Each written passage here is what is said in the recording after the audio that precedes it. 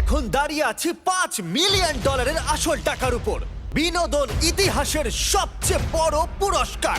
আর এই $5 মিলিয়ন জন্য প্রতিদ্বন্দ্বিতা করছে 1000 প্রতিযোগী। এসো সবাই, আপনারা যা দেখছেন একদম সত্যি। 1000 খেলোয়াড়ের রেকর্ড ব্রেকিং সংখ্যা বর্তমানে এই এরিনাতে প্রবেশ করছে। তো শুধুমাত্র একজনই এই 1000 জন মানুষকে হারিয়ে জিতে যাবে, আর সে বাড়ি নিয়ে যেতে পারবে তার প্রজন্মের সম্পদ $5 মিলিয়ন।